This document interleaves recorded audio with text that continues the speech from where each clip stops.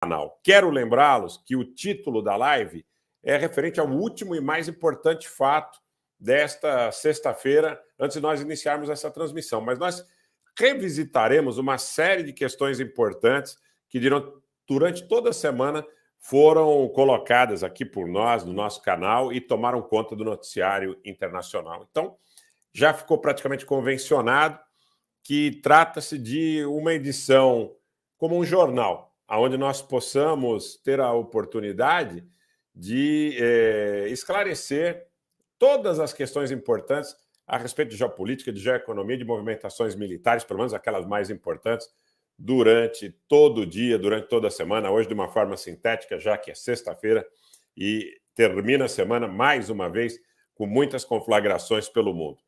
Bem, vamos começar por Damasco. O aeroporto internacional de Damasco, agora há pouco, foi atacado pela segunda vez em poucos dias, da mesma forma que o aeroporto internacional de Alepo também foi atacado em duas oportunidades nos últimos dias. Da ocasião anterior, no primeiro ataque ao aeroporto de Alepo, aconteceram ataques praticamente simultâneos contra Alepo e Damasco. O aeroporto de Damasco ficou dias fechado e em razão dos danos que foram causados à pista antes desses ataques de setembro.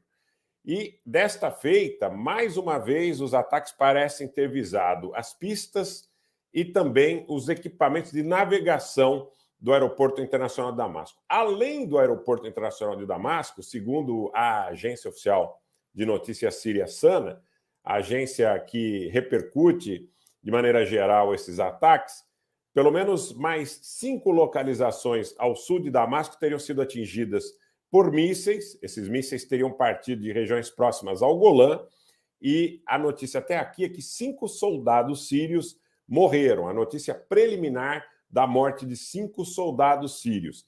Poucos minutos antes de nós começarmos a live, chegaram também alguns informes referentes a explosões em Latakia, na região costeira, ali na região do Mediterrâneo. Mas nós não temos ainda informação para confirmar que trata-se de um ataque, efetivamente. Estes ataques, eles são atribuídos presumíveis ataques de Israel, que diz, geralmente, atacar instalações ligadas aos iranianos na Síria, o que é negado pelo governo sírio, que diz que tratam-se de ataques contra estruturas do exército e da força aérea sírias, que teriam por objetivo enfraquecer o exército, a força aérea, a marinha, enfim, as estruturas das forças armadas da República Árabe Síria.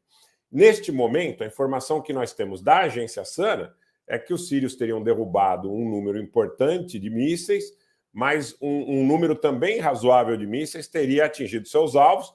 Então, segundo os sírios, danos materiais e a morte de 5 soldados. Essas são as primeiras informações que estão chegando deste que é o segundo ataque em poucos dias ao Aeroporto Internacional de Damasco, que antes desses 2 ataques ficou fechado por um bom tempo.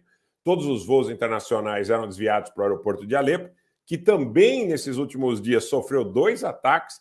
Neste primeiro ataque aos aeroportos de Alepo e Damasco, ele foi realizado no mesmo dia. Então, eu quero lembrar que naquela ocasião, inclusive foi um fato inédito, tem muito pouco tempo isso, foi no começo desse mês de setembro, porque Israel nunca havia atacado 2 aeroportos árabes no mesmo dia. Isso foi uma situação absolutamente nova, tá? Absolutamente nova. E os ataques contra o aeroporto de Alepo parece que não foram de grande extensão, nem o primeiro nem o segundo, uma vez que ele continua operacional. Diferente daquele ataque de alguns meses atrás contra o aeroporto de Damasco, que deixou ele não operacional.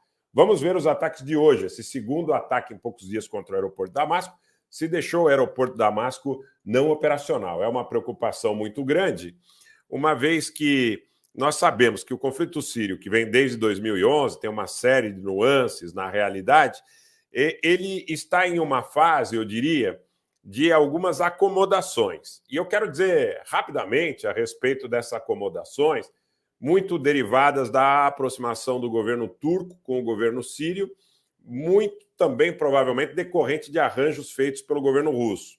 Então, presume-se que sírios e turcos estejam em vias de algum grau de acerto, principalmente em relação ao apoio que os turcos dão para grupos extremistas localizados ali na região noroeste do país, na região de Idlib. Além disso, os turcos têm uma presença física no território da Síria e alguns rumores dão conta que até o final do ano essa situação seria efetivamente resolvida com a saída das tropas turcas. Gente,